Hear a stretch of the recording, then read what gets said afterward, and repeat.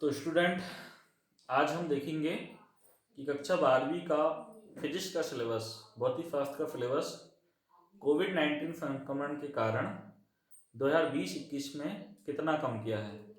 देखें फिजिक्स का सिलेबस में फिजिक्स, नवोदय फिजिक्स या आपके पास जो भी बुक हो उसमें हम देख सकते हैं कि कितने चैप्टर हैं और कितनी यूनिट है और कितना भाग कम कर दिया है, कितना हमें पढ़ना है, कितना हमें नहीं पढ़ना है।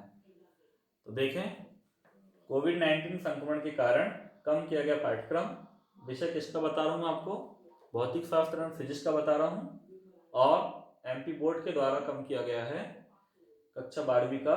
पहला हम विषय देख रहे हैं फिजिक्स। फिजिक्स का पेपर सैद्धांतिक और प्रायोगिक यानी थ्योरी और प्रैक्टिकल मिलाकर 100 नंबर का होता है। अभी वर्तमान में 12वीं फिजिक्स में 9 यूनिट है। कितनी यूनिट है? 9। इस 9 यूनिट से 70 नंबर की थ्योरी होगी और 30 नंबर का आपका प्रैक्टिकल होगा। इसलिए एमपी बोर्ड ने कोविड-19 संक्रमण जो भी चल रहा है उसके कारण बहुत सारा सिलेबस कम कर दिया है, कुछ भाग को हटा दिया है। केमिस्ट्री और फिजिक्स में काफ़ी कुछ अंतर है। केमिस्ट्री में अध्याय को ही यूनिट मान लिया है, लेकिन फिजिक्स में 3-4 अध्याय मिलाकर एक यूनिट बनाया है। कुछ यूनिट में 2 अध्याय हैं, कुछ यूनिट में 4 अध्याय हैं, कुछ यूनिट में 5 अध्याय भी हैं। इसलिए केमिस्ट्री फिजिक्स में बिल्कुल कंफ्यूज नहीं होना है। केमिस्ट्री में जो अध्याय हैं वो ही यूनिट है, लेकिन फिजिक्स में एक यूनिट के अंदर बहुत सारे अध्याय हैं, ये बात ध्यान रखना है। तो हटाया गया जो सिलेबस है वो यूनिट 3 में 2 चैप्टर हैं। पहला चैप्टर है गतिमान आवेश एवं चुंबकत्व और दूसरा चैप्टर है चुंबकत्व एवं द्रव। तो इस भाग को हटा दिया, दूसरे चैप्टर को हटा दिया, चुंबकत्व एवं द्रव को हटा दिया है। बचाया क्या है? गतिमान आवेश एवं चुंबकत्व। तो हमें यूनिट 3 का पहला पार्ट बस पढ़ना है, गतिमान आवेश एवं चुंबकत्व, और दूसरा पार्ट चुंबकत्व एवं द्रव को नहीं पढ़ना है। मतलब पहले पार्ट के क्वेश्चन हमें पढ़ना है, जो मैं आपको बेसिकली बता रहा हूँ किस टाइप के क्वेश्चन है। उसमें बायो-सावर्ट का नियम है, धारावाही चालक के समीप चुंबकीय क्षेत्र की तीव्रता ज्ञात करने के लिए बायो-सावर्ट ने नियम दिया था, उस नियम को पढ़ना है। वृत्ताकार धारावाही कुंडली के केंद्र पर चुंबकीय क्षेत्र की तीव्रता पढ़ना है। शंट या पार्श्ववायु का सिद्धांत पढ़ना है। आमीटर पढ़ना है। वोल्टमीटर पढ़ना है।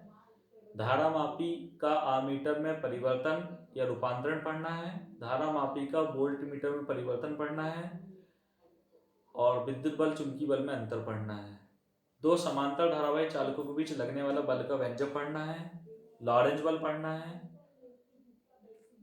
और साइक्लोट्रॉन पढ़ना है। इतनी बातें यूनिट 3 में पढ़ना है। पढ़ना क्या नहीं है? सेकंड पार्ट चुंबकत्व एवं द्रव, यानी हमें ध्रुव प्राबल्य संबंधी कूलाम का नियम नहीं पढ़ना है, चुंबक की अक्षीय स्थिति नहीं पढ़ना है, चुंबक की निरक्षीय स्थिति नहीं पढ़ना है, भूचुंबकीय तत्व भी नहीं पढ़ना है, HIV और थीटा में संबंध नहीं पढ़ना है, दिक्पात कोण, नमन कोण नहीं पढ़ना है, अनुचुंबकीय, प्रतिचुंबकीय, लोह चुंबकीय पदार्थों में अंतर भी नहीं पढ़ना है। बाकी बेसिक चीज आपको मालूम है। और बल आघूर्ण चुंबक के लिए बल आघूर्ण किए गए कार्य स्थिति ऊर्जा का व्यंजक भी नहीं पढ़ना है। और आप बुक में देखेंगे सेकंड पार्ट में जो जो आपको कुछ नहीं पढ़ना है, आपको केवल फर्स्ट पार्ट पढ़ना है। इसी प्रकार यूनिट 6 में 5 अध्याय हैं। कितने अध्याय हैं? 5 अध्याय में शुरू के 4 अध्याय किरण प्रकाश की एवं प्रकाशी केंद्र। किरण प्रकाश की में 3 अध्याय हैं। प्रकाश का परावर्तन, अपवर्तन, पूर्णांतरिक परावर्तन, गोलीय सतह से अपवर्तन, समतल सतह से अपवर्तन, प्रिज्म। और प्रकाशी केंद्र में है संयुक्त सूक्ष्मदर्शी, खगोलीय दूरदर्शी, सरल सूक्ष्मदर्शी। इस टाइप के क्वेश्चन थे। इस पार्ट को हटा दिया है, केवल बचा है तरंग प्रकाश की। तो आपको तरंग प्रकाश की पढ़ना है, तरंग प्रकाश की पढ़ना है। प्रकाश का परावर्तन, अपवर्तन, पूर्ण आंतरिक परावर्तन, दर्पण, लेंस, गोलीय सतह से अपवर्तन, संयुक्त लेंस की क्षमता, प्रिज्म, बड़ विक्षेपण, कोणीय बड़ विक्षेपण, बड़ विक्षेपण क्षमता, प्रिज्म के पदार्थ का अपवर्तनांक, ये सब चीजें नहीं पढ़ना है, क्योंकि वो सब किसके अंतर्गत आता है? किरण प्रकाश के अंतर्गत आता है। और क्या नहीं पढ़ना है? सरल सूक्ष्मदर्शी, संयुक्त सूक्ष्मदर्शी, खगोलीय दूरदर्शी वाला जो पार्ट है वो भी नहीं पढ़ना। आपको पढ़ना क्या? केवल तरंग प्रकाश की पढ़ना है। तरंग प्रकाश की में क्या है?